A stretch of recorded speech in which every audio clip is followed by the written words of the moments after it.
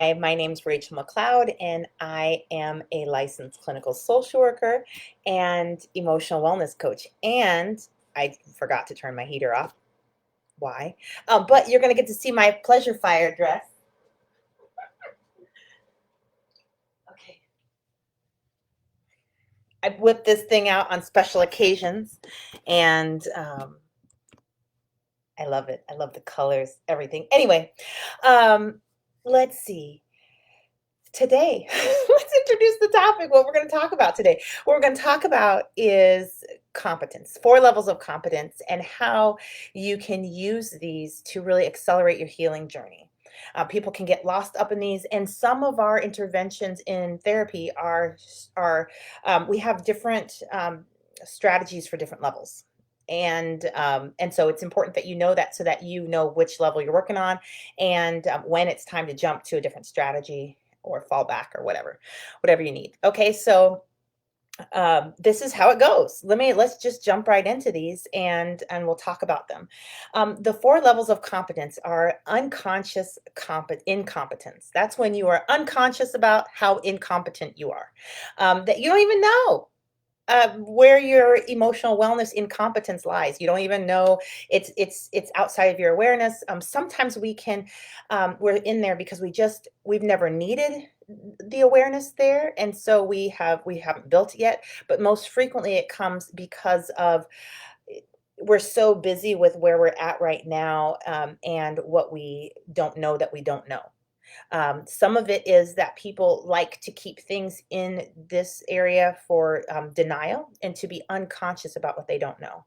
And so when you're unconsciously incompetent, you have things that are going on. They're a mess. They're keeping you stuck. They're keeping you on lower levels, and you don't know that they're there. And you may not even be bothered by them, or in some ways, but sometimes you are bothered by them, but you don't know why, and you're just unconscious about that. Um, one of the fastest ways to get through this is to get a mentor. Get and I used to do this all the time. I didn't really know I was doing it, but what I would do is I would borrow someone's brain, and that really was my. Sorry, excuse me. I'm getting beeps on my. Okay, I don't know how to turn off my notification things, and so Costco just sent me a notice about a sale. So I got to figure that out, people. Um, right? I'm now moving into the next one, right? Conscious incompetence. Like, I know that I don't know how to turn off the little beepers that are coming on there. So I'm aware of my incompetence, and I'm going to talk about that phase in just a second. But let's go back to the other one. So unconscious incompetence, right? And we all have incompetence and competences. We wouldn't be here if we didn't. We wouldn't be exactly where we are right now. And if you don't like where you're at right now, this is one of the places to really bust into and get through, because whatever's in your unconscious incompetence, whatever in your unconscious, that's really a powerful place to find fast, quick, and deep transformation. Because once you're aware of it, you're like, oh, I know what to do with this. I can make a plan, make it happen, and bring it forward. And you can push it through the next levels of competence. Okay, so yes, this one is get a mentor. I used to call this borrowing people's brains. I would go to my friends that have solved this problem. I would just be drawn to them. I really didn't have, there was no method to my madness. There's lots of method now. And so I can do it every time, and I can say, oh, well, this is what I need to do. And that helps me because I don't get stuck in like, what do I do? And whatever. Okay, no, for real, let's do these things. I come from, um, challenges in solving problems. So that's been something that I've had to build in because that wasn't built in. There was lots of problems, lots of trauma, and we didn't necessarily know how to resolve a lot of that. So, but there are fabulous ways to do this. So, but and systematic ways to do this. And when you can rely on a system, then you get to higher levels of this competence issue. Okay.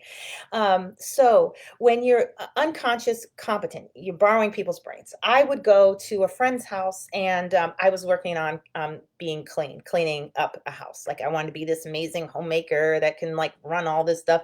And I'd go over there and I just listen to some of her thoughts, and I'd be like, "Ooh, I don't have that thought." Or that's crazy. Who even does that? Like make the bed when you get out of bed. You're just gonna get back into it again. You can see that that would, if you multiply that thought that I had, you could see why I would have madness everywhere in my home. But she would have different thoughts, and I would just be picking these up from her. Um, I want to my friend, but I don't even know if she knew I was doing this. And I'd go home, and I would be thinking about that, and I'd be thinking about how I could implement that and where I could. But I was using this to become aware of where I was incompetent, and so I could do that. And I was just like, "Oh my gosh, I would have never found that thought ever." And I don't think we're supposed to. I think that's part of how we need each other and how we grow from each other, is that we get to pick through to each other's brains all the time. And that's one of the reasons why, they say that you take your 5 closest relationships, and that is the average. You're in the average of those. That's as far as you will go. That can be a limit. And some of that is because those are the real access to where you have thoughts. And if that in your environment isn't, they don't have the results that you want, the likelihood of you getting the result that you want as well is not super fantastic. So the fastest hack I know is to get a mentor, because automatically you're inserting one of those people into your 5, and you get to get new thoughts, new ideas, new awarenesses. These people are aware of things that you are not going to be aware of, or it take you years to become aware of. And that's not the timeline I like to work from. If that's you, no judgment here, but I want you to know that's not my jam. And it doesn't have to be your jam either. We don't have to be struggling with these things for years. We can move out of unconscious incompetence as quickly as we want. Okay. And do that, because if you've got problems to solve, you need to get out of that place, and you need to grab as much from that place and move it through. Okay. The next level is conscious incompetence. I, I don't like this level. I'm just going to be honest. Um, this level bothers me, and I have to. When you get here, you become aware of where you're incompetent. I don't like that. It does not match with my identity. It doesn't match with my ego, but it is the truth, and I have to be confronted with it. Like for instance, I don't know how to turn off the notifications on my thing. And when I do right, when I do the things to do what I did on my phone, it doesn't work the same way. And I haven't taken time to go stop that. And that's the issue with this place. Now you know where you're incompetent, and you're dealing with these ego issues and these identity issues. And it's hard for you now because you're seeing, oh my gosh, I just don't like this. Now you have some options when you get here. You can either go back and make it unconscious. You can slap some denial on top of that, and you don't have a problem anymore. You can go back to blissful ignorance. And brains are good at that. We can create those illusions for ourselves. Or we can say, okay, this is driving me nuts. And these things will drive us nuts long enough to motivate us to move. And that is the motivation to get up out of this thing. Okay, how many times am I going to, have this notification pop up? How many times am I going to keep yelling at my kids? How many times am I going to keep spacing out when my husband is talking to me? How many times am I going to be reaching out for? I don't know how to keep myself feeling secure, so I need to reach out, and I need to help have something cover up my incompetence. I'm incompetent in internal security, so I need to grab something outside of me to cover that up or to solve that problem. Which we want to solve that problem from the inside out. But if we don't know how to do the internal work, we will go out and grab things outside of us, and we'll engage in all kinds of behaviors to do that. That's what happens in this place, is that you might try a couple solutions, but you really, you can just be here until you're here, until you're competent in something, whether it's walking, writing your name, or building in internal security. You're going to be in incompetence, and it's going to be in your awareness. You're not going to enjoy that process. And so really here, a lot of great things are like kindness, self-care, a reassurance to yourself, having a good relationship here. That is really helpful, right? But what happens when we get here and why we move back into unconscious incompetence is because it's hurtful. It's really hurtful. It's hard. And we just it's hard to tolerate seeing yourself incompetent because it really it make you feel stupid and right and your inner critic can really have a field day here and make you feel stupid and ignorant and see and now you're going to be rejected they're going to find out that you can't do this, the world is coming down, sense of doom, racing heart, stomach is in knots, right, until you got to turn this off. And that's what you do. Your body will force you out of incompetence. It will put the pressure on you to change this because this it's not your brain doesn't think it's safe to be incompetent. And so in this place, you either move forward or you move backwards. Those are your options. It is hard to stay here. And so I like to move from here as quickly as possible. That's what I like to do because I don't like this place. Um, and so the next step is to move into conscious competence. And this is where that you have the skills to do something. This is what happens when you learn how to drive. You don't know that you don't know. Finally, you know that you don't know, and you're like, I don't know. Like there's rules out here, and then you finally get to a place where you practice enough that you're like, I got this. But you have to pay attention, right? You have to make sure you're watching the signs. You really got to do this, right? And this is a great place. Like this is way better than this one, right? But this is not where we want to stop. We want to take it to the next level, but let me tell you what, most of therapeutic strategies are right here. This is where they end. They will end with conscious competence. If you stay in therapy for a long time with traditional talk therapists, you're going to understand why you do something. You're gonna what motivates you. You're gonna understand what's happening. You're gonna build skills around it, and you're gonna have some competence for keeping yourself well and as well as possible. And when your brain starts to freak out, you will have the confidence to support it while it does that. Um, Perhaps you are starting to learn some new tools that work with the survival center, right? If you get competent there, you can say, oh, let me work on this. Let me help that part of my brain. And you can build competence right there. Great. Awesome. Because now you're actually doing it and you're actually when you use strategies that work with the survival part of the brain, you can really quickly get to the fourth level of competence, which is where we want to go, and we want to go there. I like to move to these things faster and deeper and more lasting. um, but um, we when you get here to this place, this is a place I have really one of the reasons why it took me so long to move through my anxiety disorders, because there was so much. I did not use a mentor. I did it myself, and so it took me a long time to bring things into awareness, from unconscious incompetence to conscious incompetence, and then I began to build competence in eliminating symptoms. And and then when I'd get there, I'd be done, and then I couldn't start over again to get the next symptom through because I didn't have any awareness what the next symptom was that I wanted to work through. Um, and so, but that was really nice. And when I'd get there, I'd just be like, oh yes, I know this is awesome. And if you do this part right, things just automatically start moving to the unconscious competence. Yeah, that's how I said it right.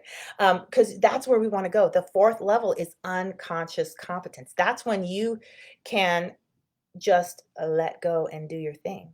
That's when, if you've been playing the piano, you've been consciously competent. You can play the piano while you watch the keys. But at some point, when you get so competent, you can be unconsciously confident. Now you can have a conversation, you playing the song, and you're doing three things at once. And you're going to drink your coffee, and you're going to have you know what I mean? And that's where we love to be. That's where masterpieces are made. And that's where the masterpieces of your life are made. And that's when it's effortless. That's when it just flows. That's when it comes together. That's where we want to be. And we want to get as much in there as we absolutely can. Because of whatever you build, you just build that, right? And it's yours. That's where you get to keep it. That's where it's in your subconscious. You can rearrange it, you can upgrade it. But it's yours. Okay. And that's really where we want to end these things. And that's when we want and when we're thinking about this stuff in emotional wellness, let's go with driving, right? So in driving, you go through these phases and you finally get to unconscious competence, and now you can drive and do all the things at the same time. And you're competent, right? And you can have a conversation and you can, wave at the car next to you, but you're trusting yourself, you're open in driving. When you start to if you have any anxiety issues around driving, you're in there and you're very conscious of everything. You're conscious of all the things going on inside. You're conscious of, you know, I need to make sure what are they doing? What are they, right? And that's really stressful. It's a really stressful place to be when you're in conscious. I would say that is really more conscious incompetence when it comes to eliminating symptoms. Like you're conscious, but you're incompetent in that. But you're also incompetent in being able to create that safety, internal safety while driving. And maybe because you had gotten a car accident, maybe because you heard something, you saw something on the news, or, our brains don't even need some motivation after a while to create dysfunction for us. And anxiety will just, oh, I want that. Thank you. I'll take that from you. Thank you very much. And if it's driving, that's driving. Or if it was talking with your best friend, let me tell you why you can't do that now. And thank you. Don't touch it anymore. And so when you're there, it's when you're trying to move there, it can just really be an exhausting place. The conscious competence, right? Because when you're in the conscious competence, you're paying attention. You're like, okay, well, my anxiety could come. I'm aware that I'm here, and I know what to do when it gets here, but I need to make sure I'm paying attention. And that paying attention is really exhausting. A lot of high functioning people with high functioning anxiety, which is not, it's a term that's becoming very popular, but therapeutically, we don't really classify it like that. But you've got it because on the outside, you look amazing. And on the inside is just churning and churning and churning and churning. Now, what you have there is a lot of competence. You've got a lot of unconscious competence. You're competent in navigating life with all this churning, churning, churning going on. Now that's exhausting, right? And so you're incompetent with being able to get in there and stop the churning and to heal that, right? So you're and you might even be unconsciously incompetent or consciously incompetent. Like, oh my gosh, I got to stop this, get this problem fixed, but I don't know how to fix it. But I'm so aware of it and it's driving me nuts. But I don't know where I was going with this, but I did make a couple of points there. Um, I wanted to talk about being in the conscious competence area there. Well, what I want to say is that's really where people with high functioning anxiety, depression, and traumatic stress, where they can really be, and they have to be consciously aware of what's going on in their inner world all the time, because anything could knock them into um, an episode of agony, a downward spiral, dark places that are difficult to pull out of, and so they're very vigilant. And when you're vigilant, you're aware and you're checking and you're looking and you're checking in with yourself, right?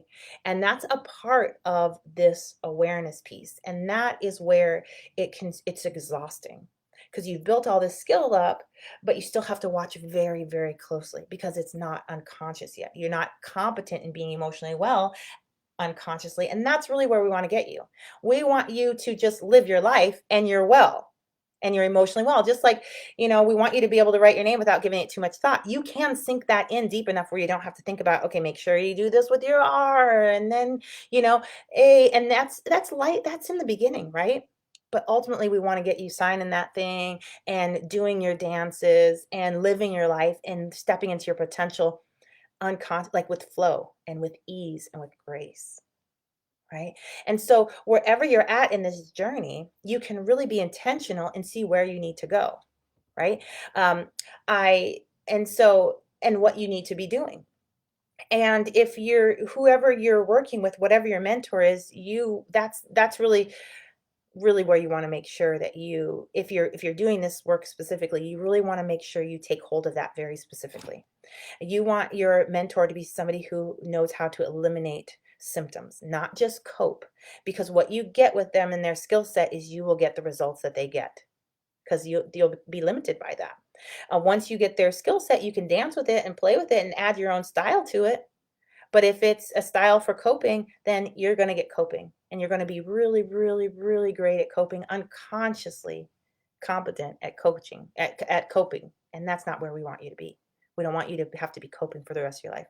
I think that's a cuss word, um, but it has to be done. But that's not where we have to be living, right? And if we're, yeah, um, yeah, I got lots of things to say about that. But okay. So, and I want you to see this. This is another place I see people get stuck. People will get moving through this, and I mean, if you just take a moment right now and imagine how much unconscious competence you've built this lifetime. I mean, that's pretty mind blowing. I was doing that this morning and I was just like, wow, I can walk. I don't think about that. I don't even know how you do it. I don't even know how you do it anymore. But I do know, you got to you got to use your ab strength. You got to lean this way or that way. Like it's unconscious. I just do it now. And if we go up from there, there's so many things that I have built in at such a deep level that it's just it's my operating system. This is what I'm going to do. And so that's really, really beautiful. And if you look at the things that you're unconsciously aware of, I'm grateful for all this unconscious incompetence now, because I'm telling you what, I'm working on something new, and I'm in the unconscious incompetent phase. I don't like that, like I said. And so I really been like, gosh, the good old days when I had no idea I was incompetent here, you know. And then you move forward, and then you're conscious and you're thinking about it and you're doing it, and you're getting the results that you want. You're creating the effect that you'd like to create in your life. And then you do that enough, you practice, you sink that deep enough, and then your subconscious takes that programming, and now you can do it. But let me tell you, where they get stuck, where I get stuck, where people get stuck is you always start over. We're always going through this, right? And because how humans are is that we get to a place and we're ready to expand. We're expansive people. And so when we start expanding, we get to areas where we didn't need anything there. We didn't know we needed to do X, Y, or Z. And so we didn't. And when you're, especially in the emotional wellness place, it's like, we want to get to a place where it's all done, and I love that too. And you really can get to a place where you're not debilitated by your anxiety, depression, or traumatic stress anymore. I mean, all those symptoms and that disorder is because your brain cannot do the healing work it wants to do. It's trying to heal and it can't, and it's creating a lot of problems for you. Right. But when you do this right, you pull all that stuff, you help the brain do the healing work it wants to do. And pretty soon it's got like an empty list of things to do now. Now all of a sudden you're just absorbing, you're just living in your highest state of function. And that's really fun. It's really, really amazing to get to. But what happens when people get there, when humans get there, they're like, now I could do the things I was dreaming about. And now they start following their dreams. And when you follow your dreams, you realize, oh, I didn't know I needed that for my dream. Okay, I need to build that competence. All right, and now you're aware of what you need for your dream. You get to start back in conscious incompetence, and then you build, right? And then you get to unconscious competence, and you sink that in, and then lo and behold, something comes into your awareness from the unknown unconscious competence, and now it's in conscious competence again, and you keep moving that. And really, the people that can move through this smoothly can really eliminate a lot of suffering in their life, because they say, oh, I'm here. I know what to do from here to there. Let's just do that. Instead of getting from here to here, and now there's drama, and oh my God, it hurts. It's not supposed to be this hard, and all the things. And so really, and so if you understand these places, you can really do a wonderful job here. This is something I see happening with my clients when we first get started in the beginning, and also they'll hit this. They'll hit this whenever they hit this. A lot of times they'll have huge growth spurts, and then it's like they feel like they're starting back at square one, and then it's like, did I even do anything? And then it's like, yes, you don't lose your results. You don't lose the wellness that you've created, but something else comes up and it's like, hey, it's time for us to work on this, you know? And so, and when they first start getting results and they're starting to, all of a sudden they, they're in a certain role was doing this, and all of a sudden it just opens up and it's just like clear skies and gleaming and happiness and joy. And then the next thing they know, their brain is like, okay, yeah, but what about this? We need this. And then it's like this, something comes into their awareness and now they need to work on that. And so it can really, it can be frustrating. It's frustrating for us as humans to be going through these habits and patterns and cycles and levels of competence that we're building. And that's just part of humaning, and that's good. When you're going through these things, that's awesome because you're just building in competence. You're building in competence. There's nothing that you can't do that you've built in competence. And in the areas where you don't have competence yet, that's time for self-love. And hopefully you've got enough unconscious competence in self-love that now it's easier to get through these levels of awareness, right? Because we never stop, right? The competence you had with a baby is not the same competence you need with a 15-year-old, And so you'll go through these stages again for your 15-year-old. You'll go through them every year, sometimes every 6 months. You'll do this for your relationship, right? The things that you needed with when you were in a newlywed are not the same things you need 15, 20, 30 years into your marriage. You need new levels of competence. And you got to do the work. You got to do it. And, but what happens is we get into this, we're aware of the incompetence and we just lose it. And so I'm saying, go ahead and lose it if you need to. You can really employ some really great strategies on top of that losing it part, and then keep it moving. Keep it moving. Do what you got to do to keep it moving. And, in this one, what you're working on is eliminating symptoms of anxiety, depression, and traumatic stress.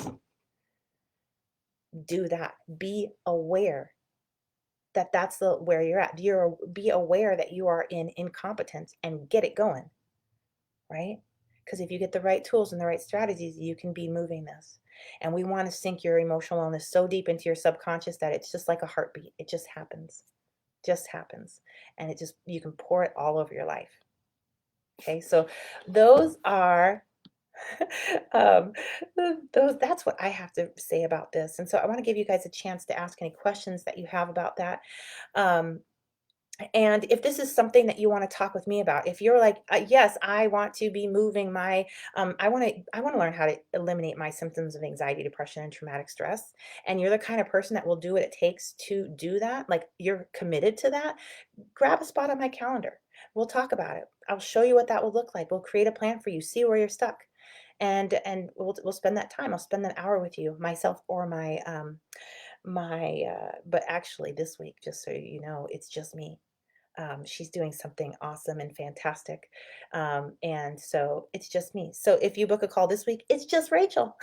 And we'll talk. So yes, that you can grab that spot on my calendar by going to rachelmcleod.com/call. And so, secret announcement, I am now starting a men's program. It is identical to the women's program, but it is separate. And just because there's so much trauma between men and women that I really want to keep it simple in the beginning, and keep everyone in their own inner world, and minimize triggers. And so I'm setting that, opening those doors starting now. So if you're a guy and you want to eliminate your symptoms of anxiety, depression, traumatic stress, and you want to see if I can help you, grab a spot on my calendar. And yeah, so that's happening, and there will be a Facebook group for men. Lots of things coming out of the works. So um, yeah, I was trying to stay simple, but the amount of anyway, the amount of I was not settled with that decision, and so I'm really excited about this. And somebody referred someone to me, and that person just kind of busted their way into my program, and they're fabulous and fantastic. And so I just could not say no. And so I took that as a sign that it's time for me to work with men. I work with men in therapy. I love working with them. I love seeing the transformations in their life, and seeing them step into so much emotional freedom and be able to care for themselves, right? Because sometimes that's the biggest complaint that they're getting from their female partners is like, I don't want to do your emotional work, and you need to do your emotional work yourself. Well, let's do it. let's teach you how to be, one of the best in the world at your emotional work, and do that healing work that you need to be doing, right? And so, and just I love to see that turn on. And anyway, it's beautiful. I'm excited about that, and that's happening. So, I'm saying all the things I wanna say because 'cause I'm not seeing any questions, and perhaps that is how it will be today. So, it was wonderful talking with you all, and I will see you around, and, if you do have further questions, you can post them here. I'm trying to do I think we're gonna do a question and answer Sunday night, at 8. My schedule is really changing. I'm in a big transitional point in my life at the moment, which is really exciting, and I can't pin down any dates and times as well as I'd like to be. So, but that will be changing, and you will have advance notice of what's going on and what Rachel's doing and how you can jump on that. So, and join me and participate and be in the know. Okay. So, it was wonderful spending time with you again as usual, and talk to you soon. Take care.